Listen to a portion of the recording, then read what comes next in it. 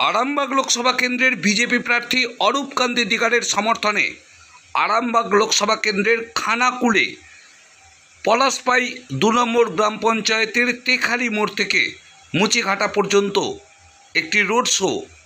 সেই রোড শোয়ে উপস্থিত ছিলেন বিজেপির দিলীপ ঘোষ, বিজেপির নেতৃত্ব দিলীপ ঘোষ। এছাড়াও উপস্থিত ছিলেন খানাকুলের বিধায়ক। কি বলছেন দিলীপ ঘোষ আমরা শুনবো। ভোট করে এসেছি আমরা, আর ফটাফট শেষ করে দিয়েছি। আপনারা 2 মাস 3 মাস ধরে চালাচ্ছেন। এবার ক্যাম্প করেছে সিবিআই, সেখানে 2 প্লাটুন সিআরপিএফ আছে। নিজাম প্যালেস থেকে নয়, সন্দেশখালী মানুষের অভিযোগ শুনতে সন্দেশখালী ক্যাম্প করেছে সিবিআই। কি বলবেন? দেখুন, এখনো সন্দেশখালীতে লোককে ভয় দেখানোর চেষ্টা হচ্ছে। শাহজাহানের ভাই এখনো ধরা পড়েনি, সেই এবং তার গুন্ডারা ভয় দেখাচ্ছে, বাড়ি বাড়ি যাচ্ছে, মহিলাদের রাত জাগতে হচ্ছে। খুবই দুর্ভাগ্যের বিষয়। একদিন ধরে সন্দেশখালীতে যেভাবে একচেটিয়া ভোট লুট হতো সেটা করার চেষ্টা চলছে। ওখানে যদি ওরা জিততে না পারে তাহলে বসিরহাট সিট জিততে পারবে না। কিন্তু ওখানকার মানুষ এবং মহিলারা যেভাবে তেড়ে ফুড়ে উঠেছেন, টিএমসি আর কিছু করতে পারবে না। আচ্ছা, 14 কোটি টাকা বাজেয়াপ্ত করেছে ইডি শাহজাহানের, কি বলবেন? 14 কোটি টোটাল কত হলো বলো? দিদি বলেছেন 315 সিট নাকি পাবে ইন্ডিয়া। তার আগে শাহজাহান তো 314-15 কোটি পার করে দেবে। আমার মনে হয় কেষ্টর ছোটো ভাই 550 কোটি ছিল, এই কত কোটি দেখুন এখন হয়। এবার বদলা কথা মুখে, মমতার মুখে বদলা, কি বলবেন? এখন উনি বদল তো হয়ে গেছে, আমাকে হারিয়ে দিয়েছে, আবার বদল হওয়ার ভয়ে উনি বদলার কথা বলছেন। ওনার ভাই কে বদলা করতে যাবে? এই যে ভোট হচ্ছে, টিএমসির লোকেরা কোথাও বেরোচ্ছে না, পুরনো লোকেরা বসে গেছে এই অন্যায় অত্যাচার দেখে। আর যত গুন্ডা বদমাস ছিল তারা সেন্ট্রাল ফোর্স, ইলেকশন কমিশন এবং আমাদের কর্মীদের ভয়ে বেরোচ্ছে না।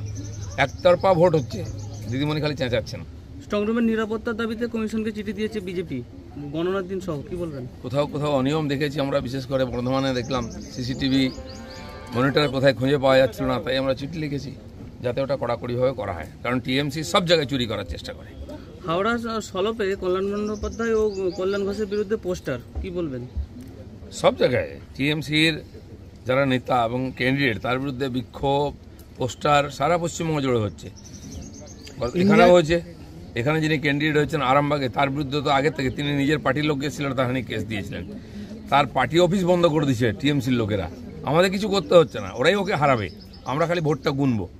বাকি জায়গায় দেখুন, দেবেরকে ঘাটালে বিক্ষোভ দেখানো তার বিরুদ্ধে টিএমসি দেখাচ্ছে, বিজেপি দেখাচ্ছে না।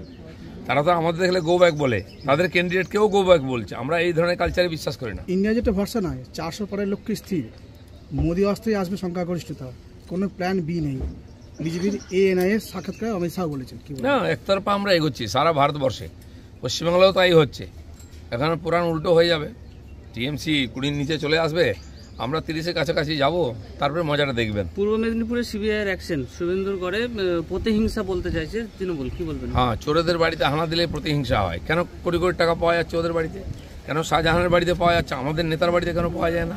এইসব বলে আর বাঁচার চান্স নেই, লোক বুঝে গেছে। তাই টিএমসির কর্মীরাও বেরোচ্ছেন না লজ্জায়। দেবের কল রেকর্ড ভাইরাল করে হিরণ। কল রেকর্ডে দেবের সাথে মহিলার চাকরির জন্য 9 লক্ষ টাকা চাওয়া হয়েছে। কথোপকথন, কি বলবেন? জানি না, এগুলো তদন্ত হওয়া উচিত। এই ধরনের অনেক অডিও ভিডিও আসছে, তার সত্যতা যাতেই করুক যারা তদন্ত করছে। এটা খুবই গর্হিত ব্যাপার। যদি সত্য হয় তখন চিন্তার বিষয় আছে। রোজভ্যালি ক্যান্ডে দেবের নামে চার্জশিট, কি বলবেন? এর আগেও ওনাকে ডাকা হয়েছে গরু পাচার কাণ্ডে, যে তার টাকা যুক্ত হয়েছে কিনা ফিল্মে ইত্যাদিতে। তো এই সন্দেহে তীর ঘুরছে, কারণ এই ধরনের বহু ঘটনা ঘটেছে। তদন্ত হওয়া উচিত সব কিছু। এখন শেষের দিকে তো সবাই জয় শ্রীরাম বলে রাম নাম নেয়। টিএমসি শেষ হয়ে আসছে, এখন রাম নাম নিচ্ছেন সবাই। মুখ্যমন্ত্রী আর অভিষেককে হুমকি চিঠি, কি বলবেন? সব ড্রামা, কেউ ওদের ধমকি দেয় না, ওরাই সবাইকে ধমকি দিচ্ছে। আর জেতার কোনো জায়গা নেই, এই ধরনের সিম্প্যাথি কার্ড খেলছেন ওনারা। ঠিক আছে।